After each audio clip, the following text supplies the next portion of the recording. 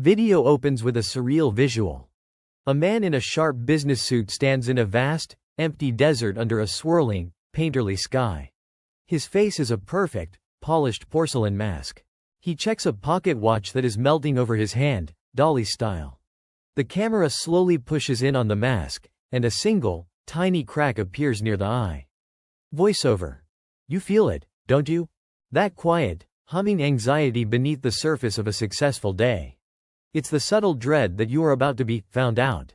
That the competent, charming, and composed individual everyone sees is a carefully constructed effigy, and that one wrong move will cause the whole magnificent structure to crumble, revealing the frightened, chaotic creature hiding inside.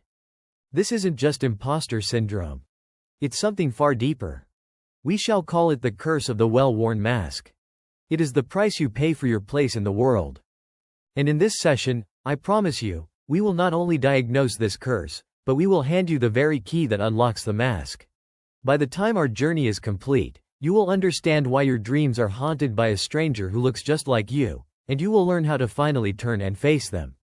Phase 2. The problem, visual shifts. We are now inside a Magritte-inspired office. Men in bowler hats float outside the window like balloons. The man from the desert is at a boardroom table, his mask now flawless. He is delivering a perfect presentation. Colleagues nod, impressed. Voiceover. You have built a life, a career, a reputation, brick by careful brick. You are the reliable one. The high achiever. The one who has it all together. You navigate social gatherings with a diplomat's grace. You handle pressure with a surgeon's calm. You say the right things, laugh at the right moments, and present a version of yourself to the world that is admirable, effective, and safe. You wear the mask of the competent professional, the patient parent, the witty friend, the enlightened soul. But what happens when the applause dies down? Visual. The man is now driving home. The cityscape outside his car window warps and stretches. In the rearview mirror, his reflection is the same porcelain mask, but now it looks hollow, empty, its painted-on smile a grotesque parody. Voiceover. The feeling returns. A profound, hollow echo in the chambers of your soul. You sit in the quiet of your car, or your home, and you ask the silence, who was that? Who was that person who navigated the day with such effortless skill? It felt like you, it sounded like you, but a deep, instinctual part of your being knows it was a performance. A magnificent, exhausting performance. The hidden cost of this is not merely fatigue. The real danger is a process of psychic petrification. Slowly, subtly, without your consent, the mask you wear for others begins to fuse with your skin. You perform the role for so long you forget the distinction between the actor and the part. You forget the face you were born with. And this is where the nights become so strange. Visual. The man is in bed. The room is dark, but the ceiling opens up to a swirling cosmos. He is asleep. We drift down into his dream. In the dream, he is walking through a labyrinth made of filing cabinets. He hears a noise and turns. At the other end of the corridor is a figure, wearing his clothes, holding his briefcase. But its face is a distorted, terrifying version of his own, or sometimes, it has no face at all. It is acting with a primal rage or a desperate sorrow he doesn't recognize. Voiceover. Your dreams, the last untamed wilderness of the psyche, become a foreign country. You watch yourself, or a version of yourself, act out bizarre and unsettling dramas. This dream figure is you, but it is also not you. It is bolder, or weaker, or more cruel, or more passionate than the person you know yourself to be. It screams in meetings you'd be silent in. It weeps in situations where you would remain stoic. It loves where you would show indifference. You become a stranger to yourself, a tourist in your own soul. You watch this doppelganger from the shadows, wondering with a cold dread, is that who I really am? The mask you wear in the day creates a ghost that haunts you by night. And this ghost is trying to tell you something vital. Phase 3. The solution. Visual. We enter a vast, circular library, reminiscent of an ancient observatory. Books float in the air. At the center, an old, wise-looking man with a white beard, representing Carl Jung, is etching a diagram of a face onto a pane of glass. On one side is a simple, archetypal drawing of a king. On the other, a jester. Voiceover. To understand this schism, this civil war within the self, we must turn to one of the great cartographers of the soul, Carl Jung. Jung gave this mask a name. He called it the persona. The word persona comes from the Latin for the masks worn by actors in classical theater. It was the tool they used to project a character, the tragic king, the cunning servant, the wise old woman, to the audience. For Jung, the psychological persona is precisely this. It is the social mask you wear, the character you play on the grand stage of society. It is not your true self. It is a carefully curated segment of yourself, designed for public consumption. And this concept, this single idea, is the key to your liberation. To grasp its power, we must understand its three fundamental principles. Voiceover. First, the social contract. Your persona is the uniform you wear for your role in the world. It is a necessary tool for navigating a complex social reality. As a doctor, you wear the persona of calm authority. As a barista, the persona of cheerful service. It signals to others how to interact with you. It is a functional compromise between who you are as an individual and what the collective expects of you. It is, in essence, your psychological uniform. Second, the price of admission. This uniform is not free. To craft a successful persona, you must make a choice. You must select certain traits, like discipline, agreeableness, or intellectual rigor, and present them to the world. But in doing so, you must, by necessity, push other traits into the background. Your spontaneity, your vulnerability, your righteous anger, your unacceptable fantasies. These parts of you are not destroyed. They are simply relegated to the shadows of the psyche, exiled from the respectable kingdom of your conscious identity. And third, the rebellion of the exiled. This is the crux of the matter. The psychic energy of these disowned parts does not simply vanish. It coalesces in the unconscious, forming a powerful, autonomous figure, what Jung called the shadow, or the anima and animus. This figure is the photographic negative of your persona. If your persona is polite, the shadow is rude. If your persona is rational, the shadow is wild and instinctual. If your persona is selfless, the shadow is ruthlessly selfish. This is the stranger in your dreams. It is the ambassador of your lost self, knocking or banging on the door of your consciousness, demanding to be heard. Visual. The camera zooms into the glass etching, which now looks like a complex psychological diagram. It then dissolves into a powerful metaphor.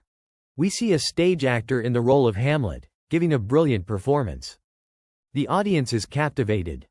After the show, he goes backstage. He sits at his dressing table, and slowly, deliberately, removes the costume, the wig, the makeup, revealing his own, ordinary, tired face in the mirror. Voiceover. Think of it this way. The persona is an actor's costume. A brilliant actor knows he is not Hamlet. He uses the costume and the script to embody the role, but when the curtain falls, he takes it off. He returns to himself. The psychological illness that plagues modern man is that of an actor who has forgotten he is acting. He lives his life, on stage and off, convinced he is Hamlet. He eats, sleeps, and dreams in the costume of the tragic prince. Is it any wonder, then, that his dreams are filled with the rowdy, drunken, and boisterous spirit of Falstaff? The psyche, in its profound wisdom, always seeks balance. If you live your life as only the king, your dreams will be ruled by the jester. The stranger in your dreams is the rest of the cast, the parts of you that you've refused to let on stage. The work, then, is not to destroy the mask, for it is a necessary tool. The work is to learn how to take it off. Phase 4. The application. Visual. We are now in a quiet, surreal workshop. Tools for introspection. Pens that write with light, journals with moving images on their pages, mirrors that reflect not a face but a swirling galaxy, are laid out on a table. The tone shifts to one of a practical guide. Voiceover. This is not mere theory. It is a practical, spiritual technology. The process of reconnecting with the self behind the mask is a sacred art. I will give you 4 concrete techniques, a ritual of unmasking you can begin tonight. Step 1. Identify your wardrobe of masks. Visual. A blank journal appears. The man's hand begins to write. As he writes, work, the page fills with images of skyscrapers and charts. When he writes, family, it fills with images of a warm, domestic scene. Voiceover. Take a piece of paper, or a new page in your journal. Create columns for the primary stages on which you perform: work, family, friends, social media. Now, be an honest costume designer. In each column, list the adjectives and behaviors that define that specific mask. For work, perhaps it is decisive, unflappable, logical, ambitious. For friends, it might be witty, easygoing, adventurous. Do not judge these roles. Simply observe them. The goal is to see them for what they are: costumes you wear, not the skin you live in. This act of naming creates the first, critical separation between the actor and the role. Step 2. An audience with the stranger. Voiceover. This is an exercise in what Jung called active imagination. Find 15 minutes of absolute quiet. Close your eyes. Recall a recent dream, especially one in which you, or a version of you, behaved in a surprising way. Do not try to analyze it. Instead, simply hold the feeling of that dream. Then, invite the stranger, that dream version of you, to appear in your mind's eye. Ask it a simple question. What do you want from me? Or, what part of me do you represent? Then, be silent and listen. Write down, without censorship, any words, images, or feelings that arise. You are not going crazy. You are opening a dialogue with the exiled parts of your own psyche. You are giving a voice to the ghost. Step 3. The practice of psychological nudity. Visual. Two people are having coffee. The world around them is normal, but for a brief moment, one of them has a faint, translucent aura of a different color, a flash of vulnerability that is shared and accepted by the other. Voiceover. The mask is reinforced by habit. You must create new habits of authenticity. This requires practice in small, controlled doses. Choose one safe relationship in your life: a trusted partner, a therapist, a lifelong friend. In your next conversation with them, make a conscious choice to reveal one small, genuine feeling or opinion you would normally conceal behind your persona. It doesn't need to be a dark secret. It could be as simple as admitting, "I'm not sure I know the answer," when you would normally project certainty. Or saying, "Actually, I'm feeling quite anxious today," when your script calls for, "I'm fine, thanks." The point is not to burden others, but to experience the sensation of existing for a moment without your armor. To feel the air on your real skin. Step 4. The archaeologist's logbook. Voiceover. Your dreams are messages from the deep. You must learn their language. Keep a journal by your bed. The very moment you wake up, before the tyrannical logic of the day reasserts its control, write down everything you can remember. Don't worry if it makes sense. Record images, colors, feelings, fragments of dialogue, bizarre landscapes. This is not a diary of your day, it is an archaeological logbook of your soul. You are not interpreting, you are simply collecting the artifacts. Over weeks and months, as you look back through your logbook, patterns will emerge. You will begin to recognize the recurring symbols. You will become familiar with the faces of your inner world. The stranger will start to feel less strange. You are mapping the country to which you were born. Phase 5. The proof. Visual. We return to the symbolic image of Jung in the observatory. He holds up the finished glass pane.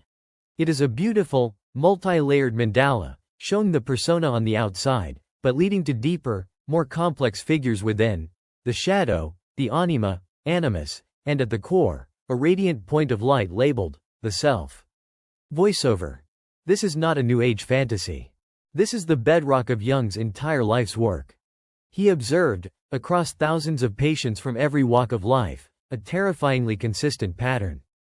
The people most tormented by depression, by crippling anxiety, by a sense of profound meaninglessness, were almost always those who had become one with their persona.